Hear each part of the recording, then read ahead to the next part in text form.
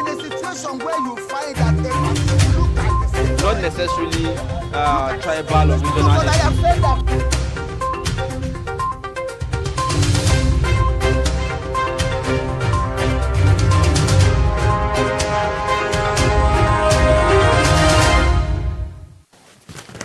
All right, thank you for staying with us. And if you're just joining, it's Daybreak. And I will say, yes, you're joining right on time because we haven't really gone far. It's time for us to take a look at the dailies on Daybreak, basically to review the stories that made the headlines on the front pages of our newspapers. And we have in the studio Nurudeen Abdallaeditor, 21st Century Chronicles. He will be talking to us about some of the stories here that we could see. And we are starting with the Daily Trust newspaper this morning. First, I would say welcome to you. Thank you. Welcome to the show. Good morning. Yeah. All right. Below the nameplate there, the first story there says, Insecurity. Naval Chief canvass for border walls. Electoral Act pressure on lawmakers to adopt House version on e-transmission. You'd also see 42 killed in attacks, reprisals in Kaduna. The lead story on Daily Trust newspaper. 2023, North rejects Southern governor's demand for power shift. The writer says they are confused over VAT. Also, you find Hill's anti-banditry operation. Afenifere Pandev condemns stance, governor's month. You would also see the pictorial there showing you the northern governors and traditional rulers yesterday in Kaduna, where they had a meeting discussing quite a number of issues. The issue of VAT was one of them, and also the issues of the fight against insurgency. Beside that, Nigeria's e-Naira platform goes live without transactions. We'll find out. I'll see how that goes. Also, fuel scarcity looms as tanker drivers mobilize for strike over poor road safety. One dies as classroom collapses on students in Ogun. You'd also find below the pictorial there how ISWAP fighters attacked our base in Sokoto. That's according to the defense headquarters. The writer says no ISWAP element at Sabon Birni take over all ungoverned spaces. Experts are urging the government and our military forces. Well, let's first take a look at the lead story in Nurudeen. 2023, North rejects Southern governor's demand for power shift. Already we are having this conversation about 2023, and it seems like it's on top gear already. Yeah, sure. 20 months away to the next transition, politicians now sharpen their knives now just to devour the national cake. That's how I look at it. Power shifts, rotational presidency. It's principally an elitist thing. A businessman in contemporary in Kano, or in Aba, or in Oshodi, or in Bayelsa, who understand this. Why? Because an average Nigerian doesn't bother who rule the country, provided he will give you water, he will ensure security. If he has an issue, he can go to a hospital and get treated. And there are primary or secondary schools in the neighborhoods where he can send his kids. Principally, that is the needs of an average Nigerian. But the elites, you understand, they have hold on to power, squandered our commonwealth, and they don't want that power to leave their control. So that is why, the southern governors started this, and now the northern governors, they just rose from their slumber, and they met in Kaduna saying this, because they are responding 3 weeks after the. So for an average Nigerian, you understand, power shifts. It's really not. It's really not his own, but it's for the elites. The northerners have been. Buhari has been here in the last 6 years, and in the last 2 years, those around him think that, okay, the power may slip their hands. And that's why now they're trying all this maneuver to ensure that they retain power so that they will continue. But shouldn't we be having, this rotational arrangement, looking at the heterogeneous nature of our country, and looking at, the various agitations that we've always seen, that, always surface about issues of marginalization, issues of, not feeling like being part of the system and all of that. Yes, let me draw your attention to one single fact. You now pretend democracy, governance by the majority. If we want rotational presidency, if we want power shift, then we should amend the Constitution to reflect that. You can agitate, you can converse, you understand, but not through violence, as some people are doing. It is not, for instance, my fault that I am in Nigeria and I belong to a ethnic group or a region that is the minority. It is not my fault. But if, for instance, now I find myself in that condition, what should I do? It should be negotiation. There was negotiation in 1999 when we returned to democracy. And a southerner from the southwest was picked and presented. In fact, at that time, we had two southern candidates from the same geopolitical zone. Chibo Olusegun Obasanjo, who was even serving a prison term, and Chibo Olufalaye. The two parties, or the three parties, the PDP presented Chibo Obasanjo, AC then, and APP presented Chibo Olufalaye. It was as a result of negotiation, not violent agitations. It's democracy is ruling by the majority. So in this case, I think that's what we should do. And besides, we have two major political parties. The PDP has a rotational presidency in its constitution, even though it is not a Nigerian constitution. The APC doesn't. And in the last 21, 22 years of our current dispensation, there are times when this constitutional and this, even the PDP violated its constitution. In 2011, President Jonathan violated the constitution of the PDP and contested the election, and he won. Because in 2007, Eradua was there. Unfortunately, he died. Yes, as the constitution provided, his deputy continued until 2011. But it's a 8-year tenure. So a northerner should have been fielded by the PDP to complete Eradua's tenure. But the then vice president said no, and he contested, and he won. So even those who have rotational presidency in their constitution do some infractions.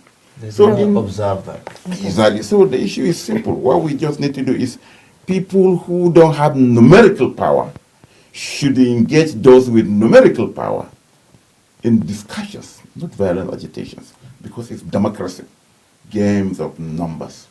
Okay. Now, they are saying they are confused about VAT. Do you think that's just an excuse? No. I think, to me, there is this agitation for fiscal federalism, restructuring, and what have you. And I can say the Southerners, are wiser than most of my Northern governors.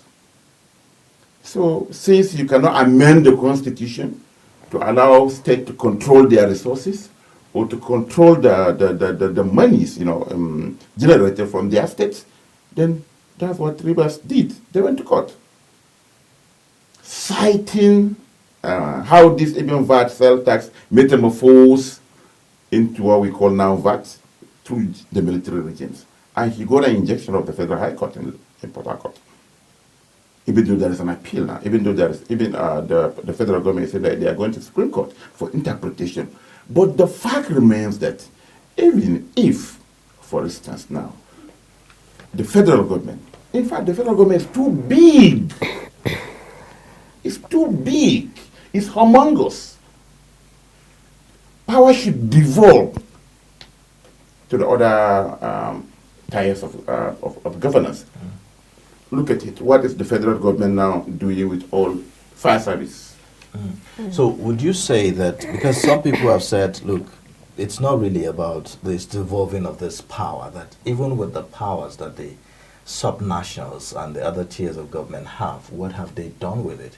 And so some feel that it's needless, this argument about devolution of power. But on the flip side of it, would you say that the current structure that we have is responsible for why we are seeing this multiplicity of agitations and certain forms of criminal activities, security and all of that, because of the less attention at that lower level? Sure. Let me start an instance. The country is battling security in the name of insurgency, in the name of banditry. Check the federal police budgets. Apart from salary, what else do they do? The subnationals you mentioned, local government and states, fund the police force in their various states. They buy communication gadgets, they pay allowances, they buy vehicles, they foil them, and what have you. And still they don't control them. That is the dilemma of Governor Erufai. He will tell you spend billions on these forces, but still, the architecture is something else. So what we are saying here is this. There are certain issues that should be relegated to the subnationals. The federal government should hands off. I'm telling you now, the federal service, fire service, is establishing offices all across the country. Why? Federal fire service, safety service, and all other crimes, it's a local government matter, not even a state. But now the federal fire service is establishing offices all over the place. Again, what the southern governors are saying here is this: northerners, wake up from your slumber, look for money to sustain yourselves. This fight has just started. I want my local government to be converted into a state. Same thing with her. But where's the money? We only come to Abuja. I remember in this office, April 2013, we did this story, that only Lagos can survive without fire allocation. And we have indicated. Even with all the series of bells out, some states are still owing salaries. Not to talk about pension and what have you. Not to talk about other capital projects. So the fact remains that whether there is a VAT war or there is no VAT war, it simply means that the states need to look inward, need to diversify way of generating their own revenue. Okay, before we move on, earlier you mentioned we need restructuring. What do you mean by that? Restructuring in the sense that, like I said, VAT is part of the restructuring that you're talking about. There are certain issues that the federal government should hands off, leave it to the state. With this banditry, I think state police is not only necessary but expedient. Understand? That's one of it. Yes, there will be violation. Even now at the federal, as a federal institution, there are still some violations. But allow the state to have their own police, so that the guy in Sokoto should not be calling Abuja for help. The guy in Zamfara, something. Not only, how many police force do we have in the country? Less than 500,000. Despite the saying that we are recruiting 10,000 every year. Fire service, I mentioned, they are establishing offices in all the states now. Why? Fire service. So, this conversation about restructuring and all of that, because of that, that conversation, we've seen a lot of back and forth among politicians. Some are saying, well, if you say restructuring, it means different things to different people. I mean, and all of that kind of conversation, and that the restructuring is not really the solution to to the current dilemma that we find ourselves in. So what would be your thinking as far as that is concerned? I think when we say restructuring, like you rightly say, it means so many things to so many people. based on the prism you're looking at it. A southern thing restructuring is send power back to the south, for instance. But in a broader perspective, I think the center is heavy, like I said. If, for instance, the federal government should hands off some of those things, it's part of the restructuring. Security is one. There are so many other things. And secondly, how do you achieve that? Let's go back to the Constitution. Let's amend the Constitution. If actually we want a rotational presidency, we should insert it in the Constitution. Constitutional amendment is taking place right now. And the country is represented by lawmakers at the National Assembly. So that is the starting point. Fiscal federalism, yes. 13% derivation is there. You can say that, yeah, okay, you have gotten so much billions in the last couple of years, but what have you done with it? But yes, actually, it's their resources. I'm from Kano, so my governor should look inwards. We have the population. I see no reason why the governor of Nasarawa should be complaining of money. Looking at his closeness to Abuja. Same thing with Niger. Same thing with Erin. So it simply means that we are not putting our thinking caps. There are certain things that we can do to make so much money, so that there won't be even this VAT or what have you. Right. Okay. So let's move on to our next daily for today, looking at the Punch newspaper. Right at the top, we have petrol subsidy hits 905.27 billion. Oil rises to $79.71. We also have, we're investigating extortion of inbound travelers at airports, federal government. And the big headline there says, anger trails Northern governors' opposition to 2023 power shift. And the rider says, governors' demand for South presidency in 2023 unconstitutional, says Forum. Northern governors working towards Nigeria's breakup, says Ohaneze. And we also have regional governors paying lip service to Nigeria's unity. This is according to Afenifere. And below that, we have 74% global youth population in Nigeria, 9 others, 2041, says World Bank. And we also have 48 killed in Kaduna fresh attacks. Sokapu blames police. 1 dies, 16 rescued as Lagos boat hits rock. FRS officials charged with document falsification lose bid to stop trial. PDP knocks Ogun government over Abiodun, Deputy Speaker's foreign trips. Well, of interest to me is FRS officials charged with document falsification lose bid to stop trial. We've heard of how the FRS has been battling to say, we are the one to collect value-added tax and all of that. And now hearing this, what are your thoughts? It's a semblance of what happens. Just Nigerian corruption. The hiring process. We don't do real background checks. So we can even hire criminals, and particularly Job Robert Kettiari now. So he doesn't represent the institution per se, but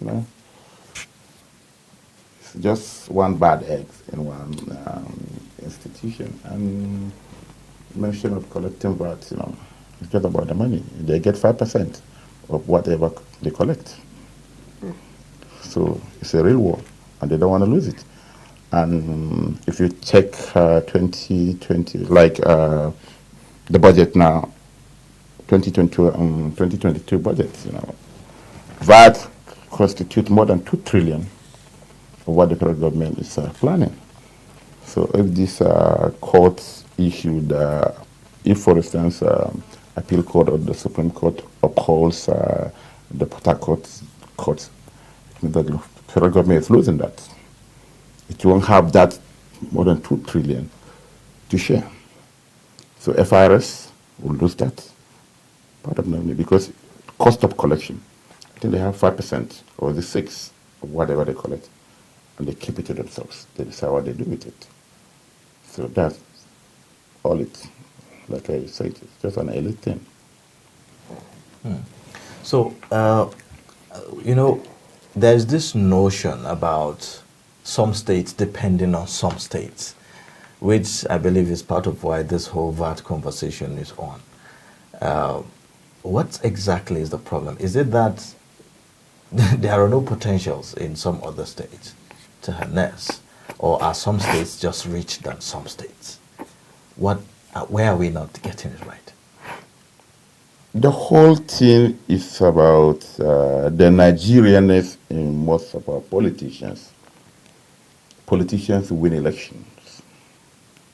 No matter how good you are, no matter how creative you are or innovative you are, if you don't have a lot of money, you're not endorsed by the godfathers in your state, you can't win any elected post. So politicians running the economy, particularly across the states. Yes, some states are richer than some states. Let me give you I've done a lot of stories on the oil-rich Niger Delta. Look at their IGR. It's nothing to write home about. Minus rivers and to some extent Bayelsa. The remaining, their IGR is below 50 billion per annum. Check the MBS data. Lagos IGR is higher than the entire 19 northern states.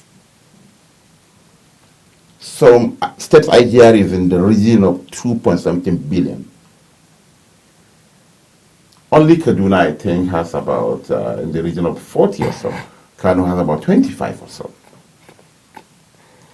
What it simply means is that some of these states, some of these political structures are not sustainable. You can't marry more wives while you don't have a place to keep them. You can't send them to school. You can't feed them. They are using this idea to be governing the states. And I saw the governor pleading. It simply means that you need to look inward, or you collapse some of these states, reduce the expenditure. I gave the example of Nasarawa. Nasarawa's proximity to Abuja. On real estate alone, Nasarawa can break even. What it simply needs to bring investors. Me and you and most of you now, if there is standard roads, if maybe there are even rail, we can relocate. Coming to work and going back. Getting more revenue and everything. But they didn't think that way. Same thing with Niger. Immediately after, Suleja is Niger State. But what do you have here? Slums. Another issue has to do with the cost of governance. There is no money, there is no money, there is money, there is no money. That is the cries across all the states. Have these governors stopped flying private jets? Have they stopped jetting out at every goddamn opportunity? Are their kids schooling in Nigeria, not abroad? Are their wives not on shopping spree in Dubai, Paris, UK, and what have you? No. Look at even their convoys. They still maintain large motorcade, guzzling millions on foiling alone. Not to talk of maintenance. So it's a one-sided story. There is no money, and they are not doing anything to create that money. And the little we have, they are spending it on free bullets. Look at the education budgets. So if we take Kaduna State, for instance, as a case study here, over the past few years, it appears that quite a lot has been achieved in terms of revenue generation. Is there anything different about Kaduna State?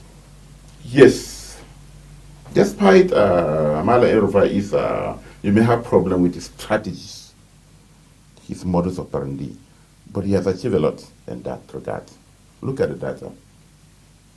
When he came to Kaduna's IGR in the last 6 years, was not up to 6 billion. The highest, yeah, before 2015. But he jacked it up to 25, and even more than that now. And why? And that's why you have Olam in Kaduna. And now that is why there was even a tomato paste company that just came on board last week. And some other things. And in Olam, for instance, I overheard him during the Card Invest at the weekend. He said that he paid up compensation of over 400 million to peasant farmers around that area to acquire that land for Olam. And how much are they bringing?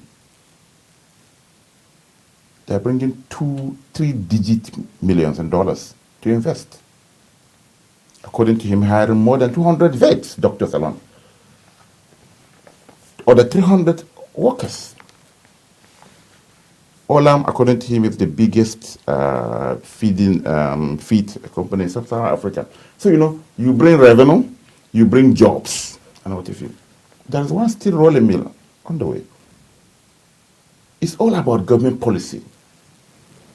Give them, you can attract investors, by giving them concessions.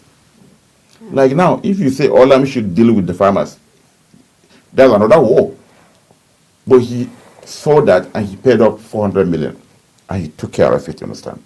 Dangote is building a car assembly plant there.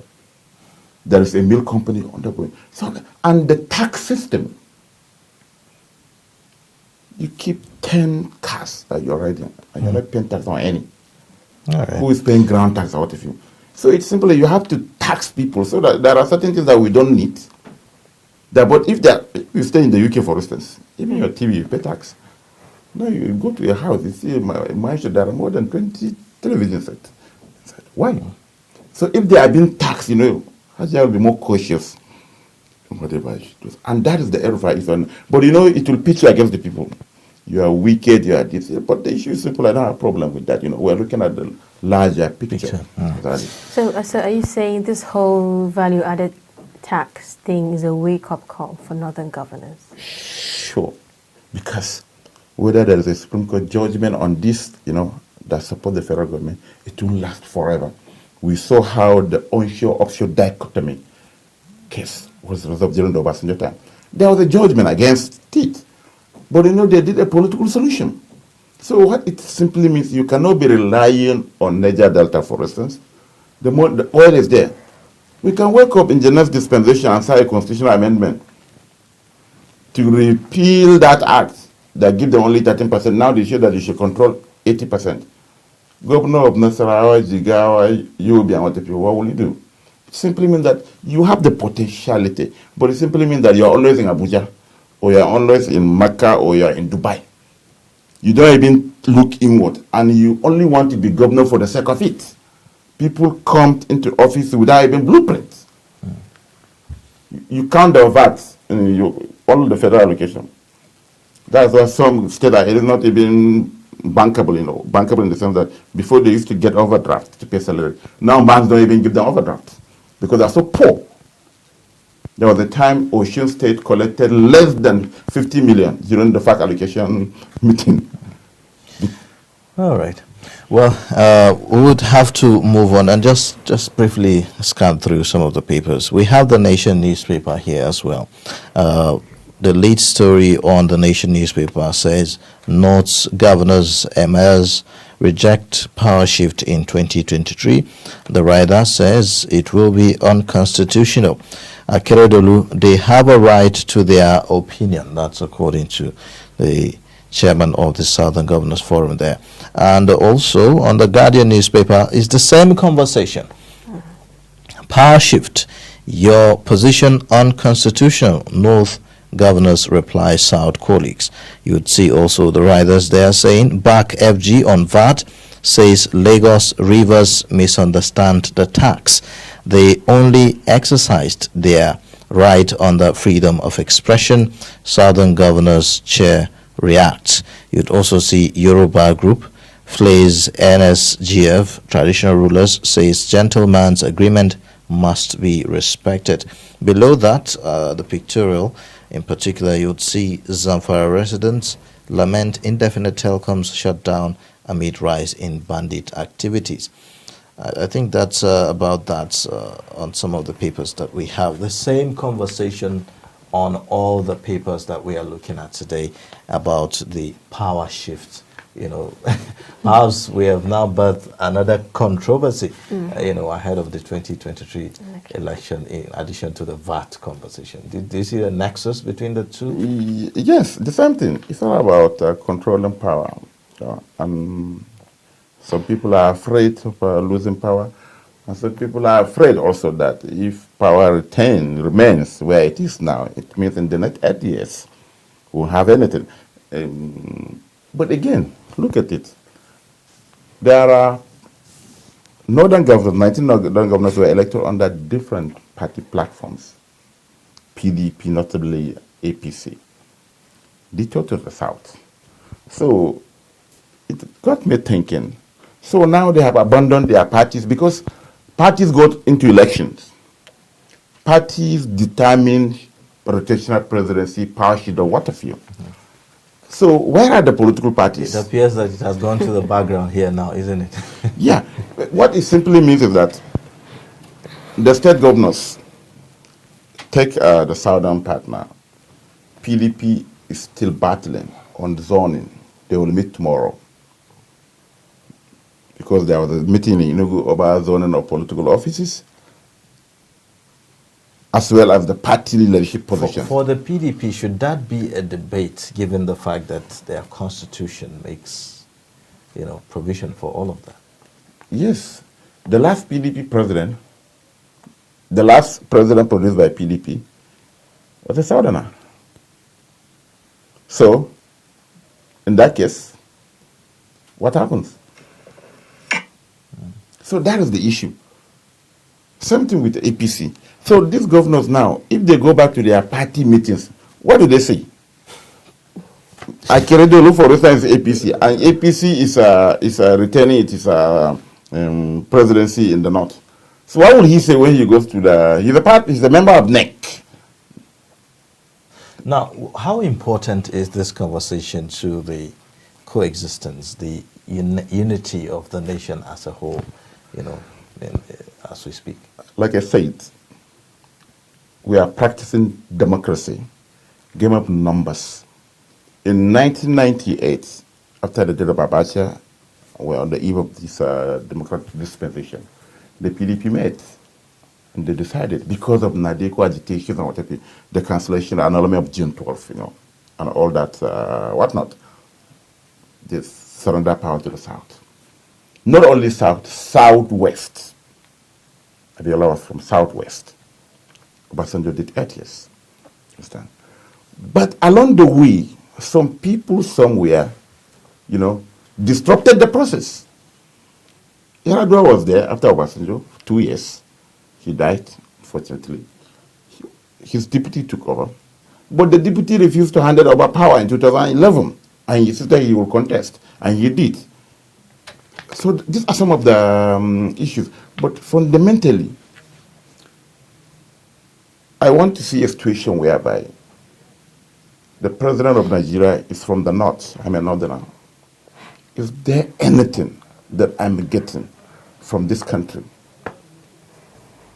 simply because I'm a northerner and the president is from the north? No. Power shift again. Let me take you to Benue.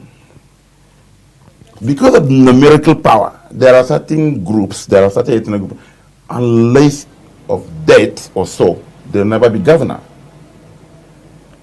Take the Idoma, for instance, they have one zone. And Idoma can be president of Nigeria unless something happens, he can never be governor of Benue. We saw what happened in Kogi. If Governor Audi did not die,